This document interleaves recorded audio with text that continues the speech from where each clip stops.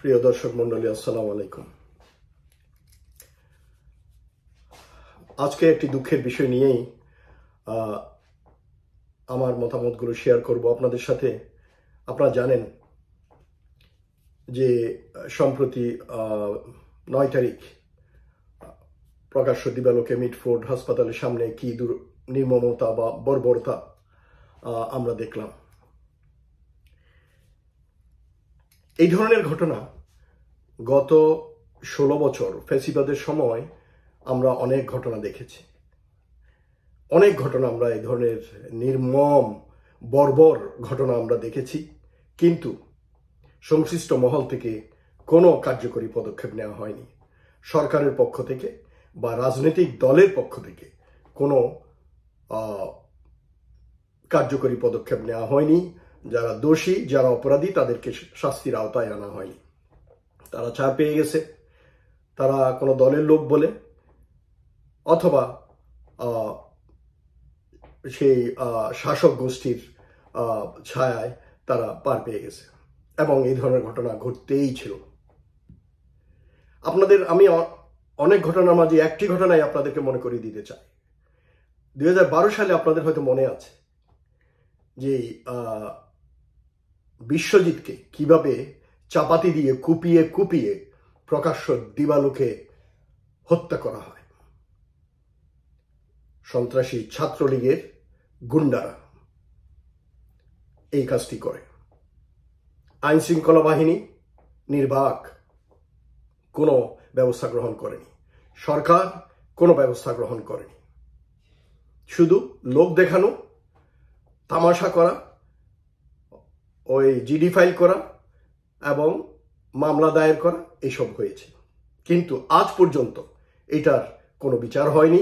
দোষী এবং অপরাধী যারা প্রকৃত, তাদেরকে শাস্তির আওতায় আনা হয়নি। একইভাবে আপনারা আরো সামনের দিকে আগান। 2006 সালে অক্টোবর মাসে স্বৈরাচারী হাসিনা লগি বইটার ডাক দিয়েছিল, এবং সেদিন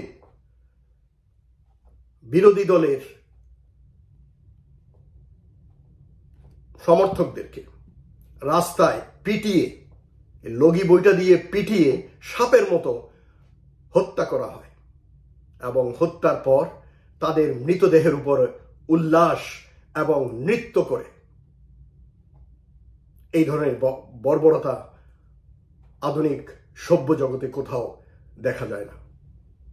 এ কেবল বাংলাদেশেই সম্ভব, কিন্তু কোনো অ্যাকশন হয়নি। পরবর্তীতে আমরা দেখলাম এই ধরনের অনিয়ম, বর্বর, নির্মম অনাচারের কারণে 1/11 সরকার আসলো। 1/11 সরকার এসেও ওই ধরনের আইন শৃঙ্খলা সম্পর্কিত কোনো রিমার্কেবল উন্নতি সাধন করতে পারেনি। জনগণ এবং দেশের নিরাপত্তাই যদি সাধন না হয়, তাহলে বাকি কাজ দিয়ে কি লাভ? কারণ আমাদের একটা নাগরিক যদি নিরাপত্তাহীনতায় ভোগে, রাস্তাঘাট, স্কুল, কলেজ, কাজে কোথাও ঘর থেকে বের হয়ে সে যদি একটা শঙ্কায় থাকে, তার জীবন নিরাপদ নয়, এই ধরনের একটা চিন্তা ভাবনায় থাকে, তাহলে শান্তি কোথায়?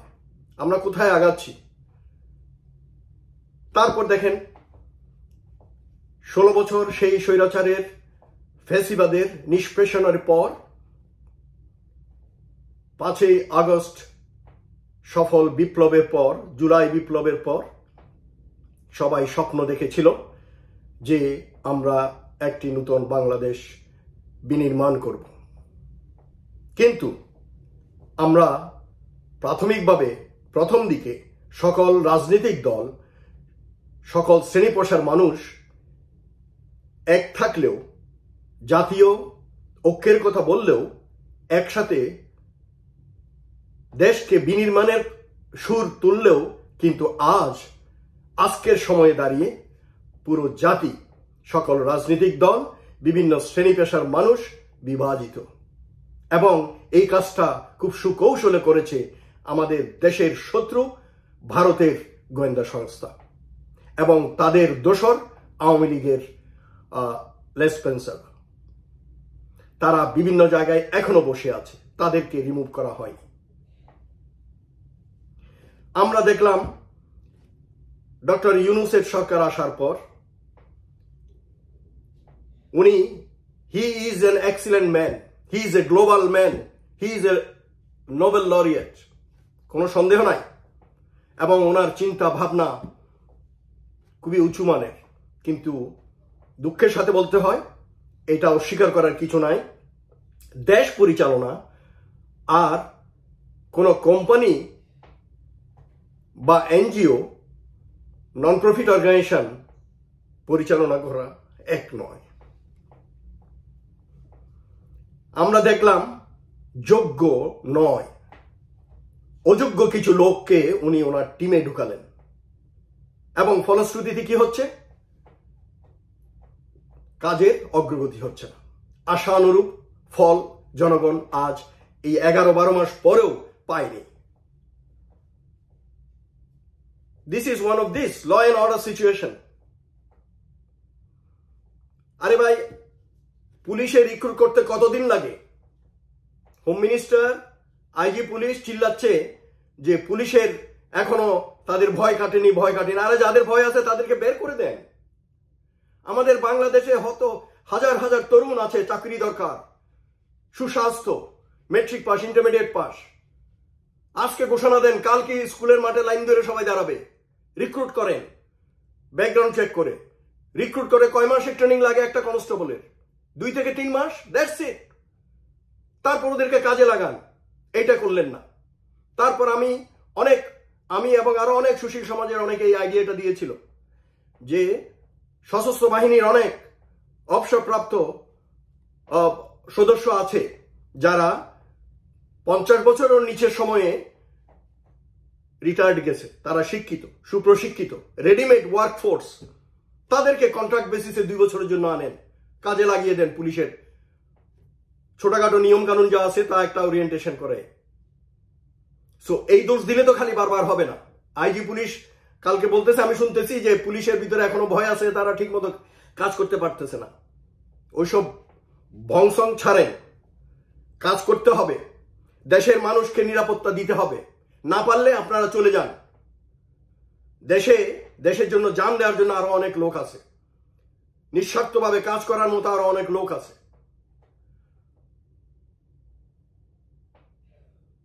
এই যে দেখেন,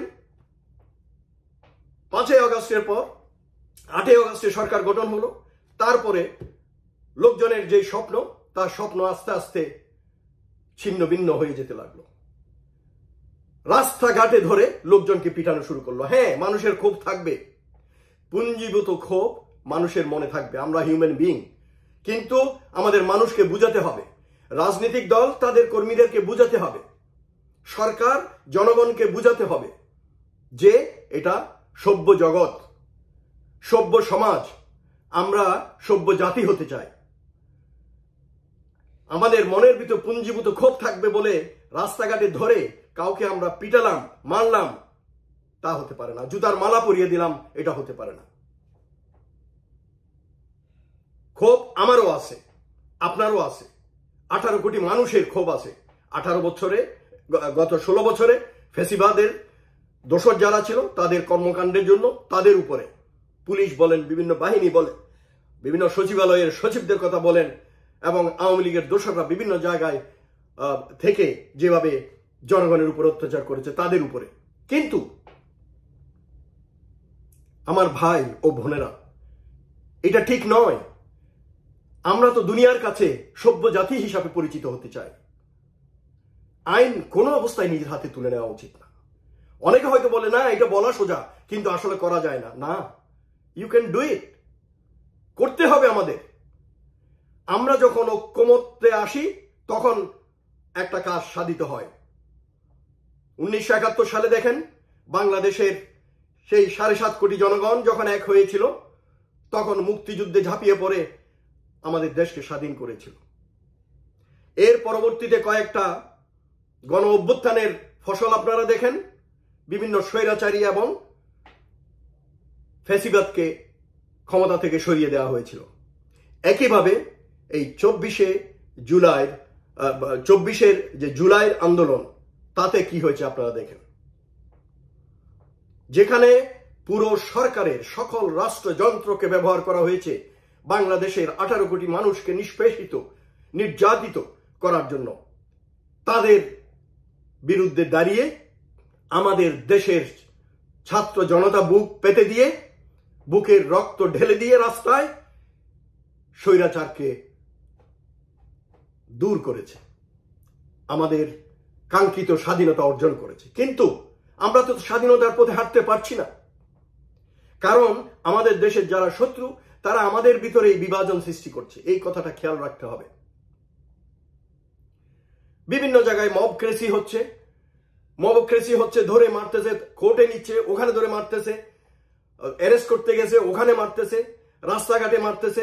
না, এটা তো হতে পারে না।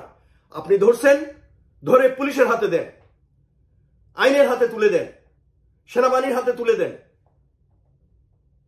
আইন অনুযায়ী বিচার হবে। আর বিচার যদি না হয়, আমরা তো আছি, দেশের মানুষ তো আছি, আবার ধরা হবে এবং সরকারের উপর চাপ সৃষ্টি করা হবে। কাজেই এই মবক্রেসি, এই বাজে কালচারটা সংস্কৃতি আকারে দাঁড়িয়ে যাচ্ছে, এইটার থেকে আমাদের বেরিয়ে আসতে হবে। তারপর দেখেন, এরপরে কয়েকটা এই ধরনের নির্মম এবং বর্বরতার ঘটনা আমরা দেখেছি। কাউকে পিটিয়ে মারা, চাকু দিয়ে মারা, চাপাতি দিয়ে কেটে মারা, মাথায় গুলি করে মারা, এর ভিতর হয়েছে। সবশেষে গত পরশু 9 তারিখ মিডফোর্ড হাসপাতালের সামনে প্রকাশ্য দিবালোকে রাস্তার উপর সেই গরিব খেটে খাওয়া ভাঙারি ব্যবসায়ী সোহাগকে পাথর দিয়ে পিটিয়ে পিটিয়ে মারল, সাপকে যেভাবে মারে ওভাবে। আর দুর্ভাগ্য, আমাদের লোকজন, আমি দেখলাম তারা দূরে দাঁড়িয়ে চক্রাকারে তামাশা দেখছে। নিরাপত্তা বাহিনীর কোনো উপস্থিতি ওখানে আমরা দেখি নাই। আনসার বলেন, পুলিশ বলেন, সেনাবাহিনী বলেন। আমরা কোথায় যাচ্ছি? এই দেশ কোথায় যাচ্ছে? আমরা কিসে ভরসা পাবো? বুকের রক্ত দিয়ে আমরা স্বাধীনতা আনলাম, আমাদের সন্তানরা, তাদের রক্তের দাগ এখনো শুকায়নি, তাদের কবরের মাটি এখনো বসেনি, যারা আহত তারা এখনো সুস্থ হয়ে উঠতে পারেনি, তারা এখনো হসপিটালে কাতরাচ্ছে। অনেক মা বাবা এখনো কবরের পাশে গিয়ে তার সন্তানের জন্য কাঁদছে। কখন, কবে আমরা জাগ্রত হব হে বাংলাদেশি জাতি? আমি এই প্রসঙ্গে বলতে চাই যে রাজনৈতিক দলগুলো, আপনারা একজন আরেকজনকে দোষাদোষী না করে দেখেন, নির্বাচনে আপনাদের যতদূর জনসমর্থন আছে, আপনার ভাগের পিঠা আপনি পাবেন। এটার জন্য মারামারি, কাটাকাটি, একজন আরেকজনকে চরিত্র হনন বা গালাগালি করার দরকার নাই। যার যার প্রস্তুতি সে নির্বাচনের জন্য গ্রহণ করুন এবং নিজেদের পার্টির আভ্যন্তরীণ সংস্কার সাধন করুন। আপনাদের পার্টিতে যে ধরনের যে সকল সন্ত্রাসী, ক্রিমিনাল আছে, আপনারা কি জানেন না? ইউ নো ইট। আপনারা জানেন। আপনারা জানেন না বললে জনগণ এটা বিশ্বাস করবে না। আমরা জানি আপনারা জানেন। তাদেরকে মাসেলম্যান হিসাবে ইউজ করার জন্য, তাদেরকে আপনারা আপনাদের হাতিয়ার হিসেবে ব্যবহার করার জন্য আপনারা লালন পালন করেন।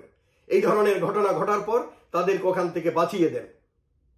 আল্লাহর ওয়াস্তে আপনারা এই রং প্র্যাকটিস থেকে বের হয়ে আসেন।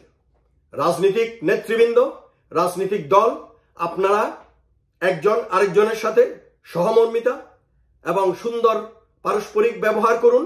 নিজেদের প্রস্তুতি ইলেকশনের জন্য গ্রহণ করুন এবং যারা আপনাদের দলের হলো এই ধরনের নির্মম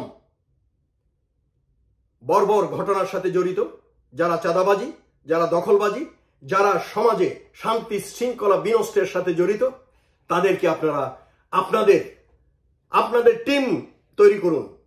প্রত্যেক রাজনৈতিক দল ফিল্ড লেভেলে, ইউনিয়ন লেভেলে আপনাদের টিম তৈরি করুন, তারা এদেরকে ধরে আইনের আওতায় সোপর্দ করবে। তাহলেই জনগণ আপনাদেরকে ভালোবাসবে। আপনারা সকালে এক কথা, বিকালে এক কথা। আপনাদের পার্টির লোক কোনো কাজ করলেও তাকে আপনারা বাঁচানোর জন্য 70 রকমের আপনারা বিবৃতি দিতে থাকেন। এটা ঠিক নয়, এটা ঠিক নয়। এবং সরকারের প্রতি বলতে চাই যে অনেকে বলছেন যে ডক্টর ইউনূস তার নোবেল প্রাইজের ইমেজটাকে রক্ষা করার জন্য কোনো হার্ডলাইনে যেতে চাচ্ছেন না, কিন্তু কথা ঠিক নয়। জনগণের শান্তি শৃঙ্খলা, জনগণের জীবনের নিরাপত্তার সাথে আপনি তো বাজি খেলতে পারেন না। দেশ প্রধান হিসাবে, সরকার প্রধান হিসাবে আপনার দায়িত্ব হচ্ছে প্রথম দেশে ল অ্যান্ড অর্ডার সিচুয়েশনকে ঠিক করা। কাজেই আপনাকে হার্ডলাইনে যেতে হবে। আপনাকে যারা বুদ্ধি দিচ্ছে আপনার উপদেষ্টা পরিষদে, এটা ভুল। You have to say spade spade. আপনাকে সময় মতো অ্যাকশন নিতে হবে, কঠোর পদক্ষেপ নিতে হবে, হার্ডলাইনে যেতে হবে। নাইলে এই ধরনের ঘটনা বার ঘটতে থাকবে। ওই বাবারে সোনারে বলে এই জাতি কেন, বাঙালি জাতি কেন, দুনিয়ায় কোনো জাতিকে সোজা করা যায় না। কাজেই you have to follow the carrot and stick. নিয়মটা আপনাকে ফলো করতে হবে। ডক্টর ইউনূস, আপনার কাছে অনুরোধ, দেশকে বাঁচান। বাকি যেই কয় মাসে আপনি থাকেন, দেশ কোথায় যাচ্ছে আমরা জানি না। আপনাকে আমি কোনোদিন সমালোচনা করি নাই ব্যক্তিগতভাবে। আপনি আমার স্যার ছিলেন এবং আপনার মতো একটা ব্যক্তিত্ব আমাদের দেশে আমরা পেয়ে আমরা আসলে গর্বিত। কিন্তু আপনার আশেপাশে যারা আছে ওই শয়তানের দলগুলো, তারা দালাল, তারা নিজের স্বার্থ ছাড়া আর কিছু বুঝে না। তারা সেফ প্লেয়ার, তারা ধরি মাছ না চুই পানি, তারা জনগণের স্বার্থের কথা চিন্তা করে না। আমার সন্তান রাস্তায় মার খাচ্ছে, আমার সন্তানকে এভাবে পাথর দিয়ে পিটাচ্ছে, এটা ওদের গায়ে লাগে না। কারণ তারা মনে করে তাদের তো কিছু হয় না। ওই যখন নিজের গায়ে পড়বে তখন আমরা লাফালাফি করি। কাজেই আপনার প্রতি অনুরোধ থাকবে, please go on hard line.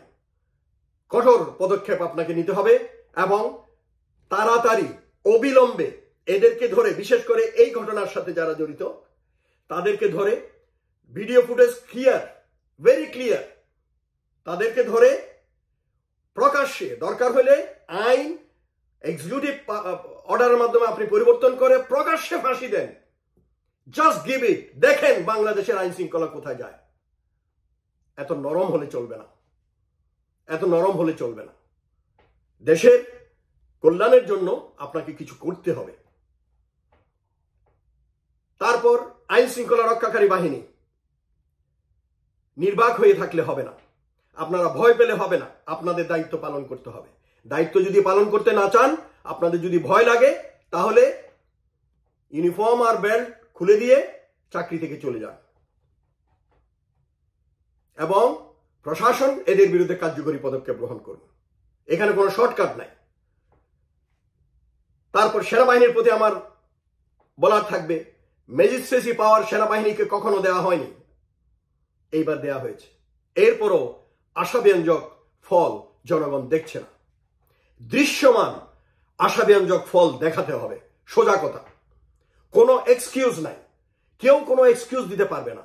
রাজনৈতিক ব্যক্তিবর্গ বলুক, সরকার বলুক এবং আইন শৃঙ্খলা রক্ষাকারী বাহিনী বলুক, সেনাবাহিনী বলুক, কোনো এক্সকিউজ জাতিকে দেওয়া যাবে না।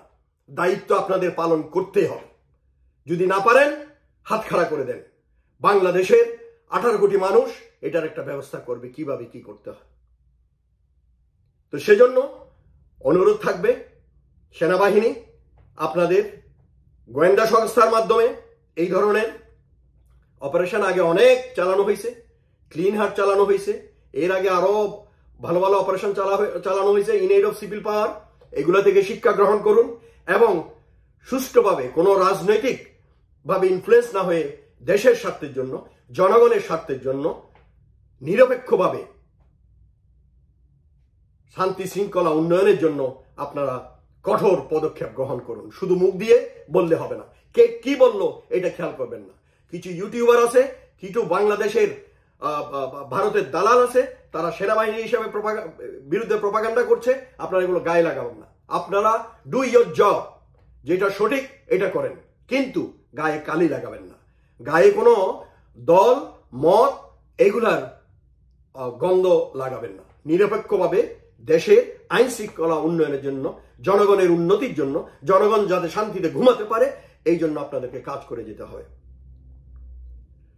এবং বাংলাদেশের জনগণ, আপনাদের কাছে আবার অনুরোধ থাকবে যে আমরা সভ্য জাতি হিসাবে পরিচয় দেওয়ার জন্য এই 21 শতকের দাঁড়িয়ে আমাদের আইনের প্রতি শ্রদ্ধাশীল হওয়া উচিত। একদিনে কোনো কিছু করা যায় না। সবাই ঐক্যবদ্ধভাবে আমাদের দেশকে বিনির্মাণের জন্য আমরা চেষ্টা করে যাই। ইনশাল্লাহ আমাদের দেশ শান্তি শৃঙ্খলা ফিরে আসবে, জনগণ শান্তিতে ঘুমোতে পারবে। সকলে ভালো থাকুন। আসসালামু আলাইকুম।